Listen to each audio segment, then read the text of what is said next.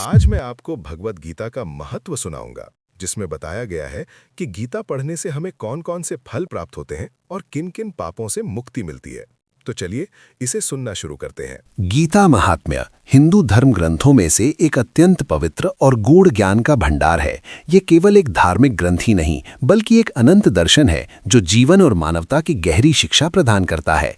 गीता का महात्म्य समझ लेने पर व्यक्ति जीवन का वास्तविक अर्थ अनुभव कर सकता है और सही मार्गदर्शन प्राप्त कर सकता है। ये पवित्र शास्त्र केवल आध्यात्मिक उन्नति ही नहीं, बल्कि व्यक्तिगत, पारिवारिक और सामाजिक जीवन में सफलता का मार्ग भी प्रशस्त करता है। श्री शंकराचार्य प्रणीत गीता महात्म्य।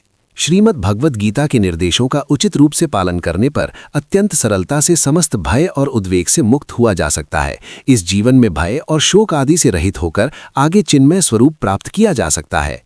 यदि कोई व्यक्ति श्रद्धा और अत्यंत गंभीरता के साथ भगवद गीता का पाठ करता है तो भगवान की कृपा से उसके पूर्व के समस्त पाप कर्मों का फल उसे प्रभावित नहीं करता। प्रतिदिन जल से स्नान कर मनुष्य स्वयं को शुद्ध कर सकता है, किंतु यदि कोई भगवद गीता रूपी गंगा जल में एक बार भी स्नान करे तो उसके जड़ जीवन की मलिनता पूर्णतः नष्ट हो जाती है। चूंकि भगवद गीता की वाणी स्वयं परम पुरुषोत्तम भगवान के मुख से निकली है, इसलिए इस ग्रंथ का पाठ करने पर अन्य किसी वैदिक साहित्य को पढ़ने की आवश्यकता नहीं रहती। गहरी निष्ठा और श्रद्धा के साथ नियमित रूप से भगवद गीता का श्रवण और कीर्तन करने से हमारे अंतर्निहित भगवद भक्ति का स्वाभाविक विकास होता है। वर्तमान जगत में मनुष्य अनेक कार्यों में इतना व्यस्त रहता है कि उसके लिए समस्त वैदिक साहित्य का अध्ययन करना संभव नहीं है और न ही उसकी आवश्यकता है।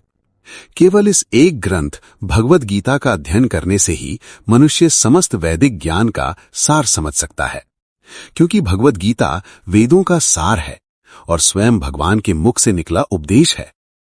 गंगा जल का पान करने से निश्चित रूप से मुक्ति मिलती है, तो जिसने भगवद गीता रूपी पुण्य अमृत का पान किया है उसके विषय में क्या कहा जाए। भगवद गीता महाभारत का अमृत रस है, जिसे आदि विष्णु भगवान श्री कृष्ण ने स्वयं कहा है। भगवद गीता परम पुरुषोत्तम भगवान श्री कृष्ण के मुख से निकली है और गंगा भगवान के चरण कमलों से उत्पन्न कही गई है। भगवान के मुख और चरणों में कोई भेद नहीं है, तथापि ये समझना कठिन नहीं कि भगवद गीता का महत्व गंगा से भी अधिक है। ये गीता उपनिषद समस्त उपनिषदों का सार है। ये एक गाय के समान है और गोपाल रूप में प्रसिद्ध भगवान श्री कृष्ण ने इसका दुग्ध दोहन किया है। अर्जुन बछड़े के समान है और ज्ञानी तथा शुद्ध भक्त ही इस अमृतमय दुग्ध का पान करते हैं। वर्तमान संसार में लोग एक शास्त्र, एक भगवान, एक धर्म और एक कर्म की आकांक्षा करते हैं। अतः एकम शास्त्रम देवकी पुत्र गीतम, संपूर्ण विश्व के लिए एकमात्र शास्त्र भगवद गीता हो। एको देवो देवकी पुत्र एव, समस्त विश्व के एकमात्र भगवान श्री कृष्ण हो। एको मंत्रस्तस्य नामानि, एकमात्र मंत्र, एक प्रार्थना, एक स्तुति हो उनके नाम का कीर्तन। हरे कृष्ण कृष्ण कृष्ण हरे हरे, हरे राम राम राम हरे हरे। और कर्माप्येकम तस्य देवस्य सेवा, समस्त मनुष्यों का एक ही कर्म हो, परम पुरुषोत्तम भगवान श्री कृष्ण की सेवा करना। गीता स्वयं श्री कृष्ण के मुख कमल से प्रकट हुई है। उसका सुंदर रूप से पाठ करना चाहिए। अन्य अनेक शास्त्रों की आवश्यकता नहीं है। चूंकि श्रीमद् भगवद गीता सर्वशास्त्रमयी, सर्वदेवमयी और सर्वधर्ममयी है, इसलिए गीता का अभ्यास अनिवार्य है। जो व्यक्ति शालग्राम शिला के सम्मुख गीता का पाठ करता है वह सहस्त्र मनवंतर तक ब्रह्मलोक में निवास करता है। यदि कोई व्यक्ति बार बार संसार का नाश करे या चोरी आदि पाप करे, फिर भी यदि वह गीता का अध्ययन करे तो वह पाप से लिप्त नहीं होता। वह सर्वज्ञ बनता है और 10,000 गोदान का फल प्राप्त करता है। जो प्रतिदिन गीता का पाठ करता है वह अभय पद प्राप्त करता है। जो व्यक्ति गीता का एक अध्याय, एक श्लोक या आधा श्लोक भी पढ़ता है वह संसार के पाप से मुक्त होकर विष्णु धाम को प्राप्त होता है। जो ब्राह्मण भगवत गीता के विश्वरूप नामक एकादश अध्याय और विभूति योग नामक दशम अध्याय का नित्य पाठ करता है, उसके पुण्य का वर्णन करता हूं। समस्त वेद, इतिहास और पुराण का अध्ययन करने से जो पुण्य मिलता है वह एक श्लोक से ही प्राप्त हो जाता है। जो प्रतिदिन विश्वरूप और विभूति योग अध्याय पढ़ता है वह ब्रह्म से लेकर स्तंभ तक समस्त जगत की तुष्टि करता है। केशव प्रतिदिन गीता पाठ करने वाले के 32 प्रकार के अपराध क्षमा करते हैं। जो गीता शास्त्र लिखकर वैष्णव को प्रदान करता है वह प्रतिदिन श्री हरि पूजा का फल प्राप्त करता है। विष्णु ने चारों वेदों का सार निकालकर त्रिभुवन के कल्याण हेतु इस गीता शास्त्र का प्रकाश किया। महाभारत की सार सुधा विष्णु मुख से निकली गीता रूपी गंगा जल का पान करने से पुनर्जन्म नहीं होता। चतुर्वर्ग फल की इच्छा रखने वाले व्यक्ति को प्रतिदिन कृष्ण मुख से निकली गीता का श्रवण और पाठ करना चाहिए। जो नित्य गीता का पाठ करता है वह सभी प्रकार के पापों से मुक्त होकर श्री कृष्ण के परम धाम को प्राप्त होता है। श्री वैष्णवीय तंत्र सार में गीता महात्म्य। ओम नमो भगवते वासुदेवाय। शौनक ऋषि बोले, हे सूत, प्राचीन काल में नारायण क्षेत्र में महर्षि व्यास द्वारा कथित गीता महात्म्य मुझे कहिए। सूत गोस्वामी बोले, हे भगवन, आपने उत्तम प्रश्न किया है। उस परम गोपनीय गीता महात्म्य को कौन कह सकता है? श्री कृष्ण ही उसे पूर्णतः जानते हैं। कुंती पुत्र अर्जुन उसके कुछ फल जानते हैं। व्यासदेव, शुकदेव, याज्ञवल्क्य और राजर्षि जनक भी कुछ कुछ जानते हैं। अन्य लोग परंपरा से श्रवण कर उसका थोड़ा बहुत कीर्तन करते हैं। मैंने व्यासदेव से जैसा सुना है उसका कुछ अंश कहता हूँ। समस्त उपनिषद गाय के समान हैं। गोपालन नंदन श्री कृष्ण उनके दुग्ध दोहन करता है। पृथा पुत्र अर्जुन बछड़े के समान है। यह गीतामृत उत्तम दूध के समान है और सुखी व्यक्ति इसका आस्वादन करते हैं। जिस कृष्ण ने अर्जुन का सारथ्य स्वीकार कर त्रिलोक के कल्याण के लिए ये गीतामृत प्रदान किया, मैं पहले उन श्री कृष्ण को प्रणाम करता हूँ। जो व्यक्ति इस घोर संसार सागर से पार होना चाहता है वो गीता रूपी नौका के सहारे सरलता से पार हो सकता है।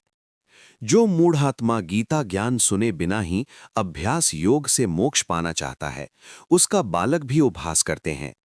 जो दिन रात गीता शास्त्र का श्रवण या पाठ करते हैं वे साधारण मनुष्य नहीं, निश्चय ही देवतुल्य हैं। भगवान कृष्णचंद्र ने गीता ज्ञान द्वारा अर्जुन को संबोधित करते हुए सगुण और निर्गुण परम भक्ति तत्व का कीर्तन किया। इस प्रकार भोग और मोक्ष का निरसन करने वाले अष्टादश अध्यायों की सीढ़ियों से युक्त गीता ज्ञान से चित्त शुद्ध होता है और क्रमशः प्रेम भक्ति की पात्रता उत्पन्न होती है। इस गीता रूपी जल में स्नान कर साधुजन संसार मल से मुक्त होते हैं, किंतु श्रद्धाहीन का वो स्नान हाथी स्नान के समान व्यर्थ है। जो गीता का अध्ययन नहीं जानता वो मानव समाज में निष्फल कर्म करने वाला है। अतः जो गीता तत्व नहीं जानता उससे अधम कोई नहीं। उसका कुल, शील, ज्ञान और मनुष्य शरीर धिक्कार के योग्य है। जो गीता का अर्थ नहीं जानता उससे अधम कोई नहीं।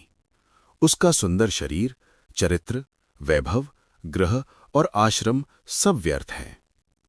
जो गीता शास्त्र नहीं जानता उससे अधम कोई नहीं। उसके प्रारब्ध कर्म, प्रतिष्ठा, पूजा, दान और महत्व सब व्यर्थ हैं। जिसकी बुद्धि गीता में नहीं है उसका सब कुछ निष्फल कहा गया है। उसके गुरु को धिक्कार, उसके व्रत को धिक्कार, उसकी निष्ठा और तपस्या को धिक्कार, उसके यश को भी धिक्कार। जो गीता अर्थ की चर्चा नहीं करता उससे अधम कोई नहीं। जो ज्ञान गीता में गाया नहीं गया वह निष्फल है, धर्म रहित है, वेद वेदांत द्वारा निंदित है और असुर सम्मत ज्ञान है। अतः गीता ही धर्ममयी, सर्व ज्ञान प्रदायिनी और सर्वशास्त्र सार रूप में सर्वत्र सर्वकाल में आदृत है। जो विष्णु पर्व के दिन विशेषतः श्री हरिवासर तिथि एकादशी को गीता का अध्ययन करता है वह सोते जागते चलते फिरते कभी शत्रु से पराजित नहीं होता। जो शालग्राम शिला के सम्मुख देवालय में, शिवालय में, तीर्थ में या नदी तट पर गीता का पाठ करता है वह निश्चित ही सौभाग्य का अधिकारी होता है। देवकी नंदन भगवान श्री कृष्ण गीता पाठ से जिस प्रकार संतुष्ट होते हैं उस प्रकार वेद अध्ययन, दान, यज्ञ, तीर्थ यात्रा या व्रत से भी संतुष्ट नहीं होते। जो भक्तिभाव से गीता का अध्ययन करता है, उसने वेद, पुराण आदि समस्त शास्त्रों का अध्ययन कर लिया। योग स्थान, सिद्धपीठ, शालग्राम के सम्मुख, सज्जन सभा में, यज्ञ में, विशेषकर वैष्णव के समीप गीता पाठ करने से परम सिद्धि प्राप्त होती है। जो प्रतिदिन गीता का पाठ और श्रवण करता है, वह अश्वमेध आदि यज्ञों का फल सहज ही प्राप्त करता है। 4. जो श्रद्धा से गीता का अर्थ सुनता या सुनाता है, वह परम पद वैकुंठ को प्राप्त करता है। जो श्रद्धापूर्वक विधि से शुद्ध गीता पुस्तक किसी को अर्पित करता है, उसकी पत्नी प्रिय होती है। वह यश, सौभाग्य और आरोग्य प्राप्त करता है, इसमें संदेह नहीं। वह प्रियजनों का अति प्रिय होकर परम सुख भोगता है। जिस घर में गीता की पूजा होती है, वहां कभी अभिशाप या अभिचार जनित दुख प्रवेश नहीं करता। वहां त्रिताप, शाप, पाप, दुर्गति या नरक भय नहीं रहता। वहां विस्फोट आदि रोग उत्पन्न नहीं होते। वहां के लोग श्री कृष्ण के चरण कमलों में अव्यभिचारी दास्य भक्ति प्राप्त करते हैं। जो गीता का अभ्यास करता है, वह प्रारब्ध फल भोगते हुए भी सब जीवों से मैत्री भाव रखता है। वह मुक्त और सुखी होता है। कर्म करते हुए भी कर्म से लिप्त नहीं होता। गीता अध्ययन करने वाला यदि अचानक महापाप भी कर दे, तो भी वे पाप उसे कमल पत्र पर जल के समान स्पर्श नहीं करते। अनाचार जनित पाप, अवाच्य वचन का पाप, अभक्ष्य भक्षण दोष तथा ज्ञान अज्ञान से उत्पन्न इंद्रिय जन्य सभी पाप गीता पाठ से तत्काल नष्ट हो जाते हैं। हर प्रकार से भोग करने या स्वीकार करने पर भी गीता पाठ में निष्ठ व्यक्ति उनसे लिप्त नहीं होता।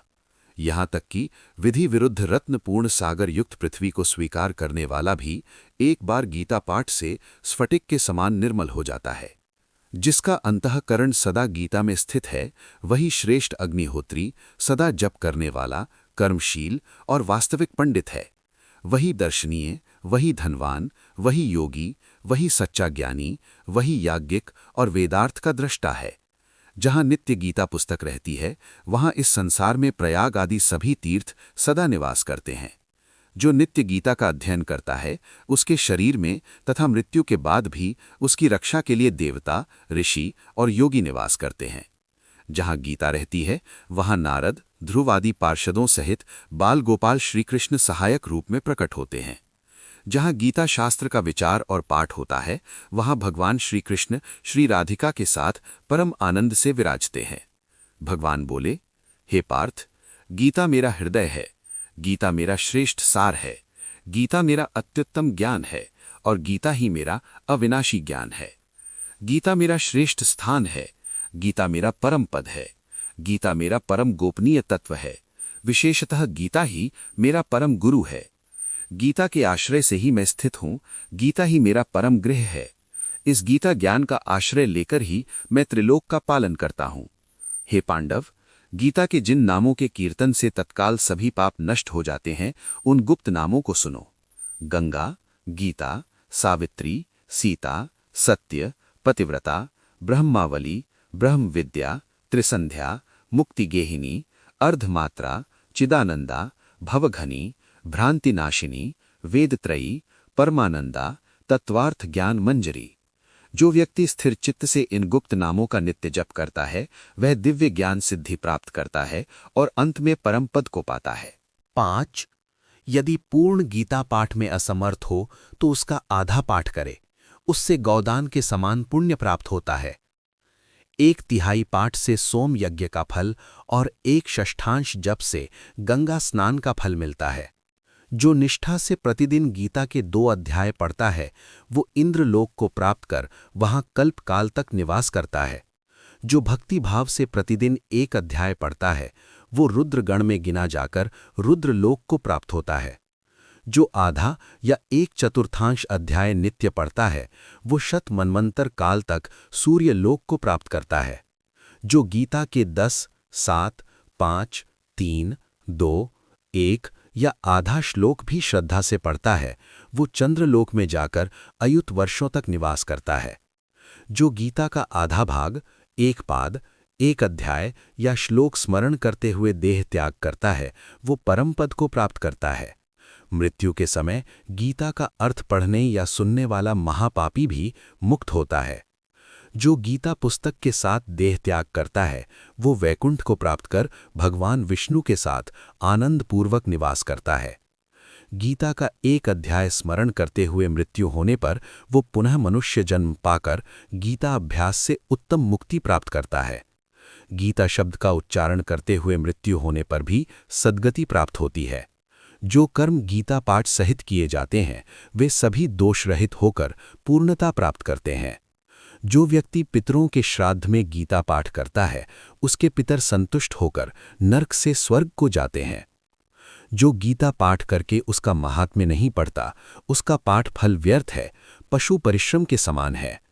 जो महात्म्य सहित गीता को श्रद्धापूर्वक पढ़ता या सुनता है वो परम गति प्राप्त करता है। जो श्रद्धापूर्वक अर्थ सहित गीता और उसका महात्म्य सुनता है इस लोक में उसका पुण्य फल समस्त सुखों का कारण बनता है। इति गीता महात्म्य समाप्त। हरे कृष्ण कृष्ण कृष्ण हरे हरे, हरे राम राम राम हरे हरे।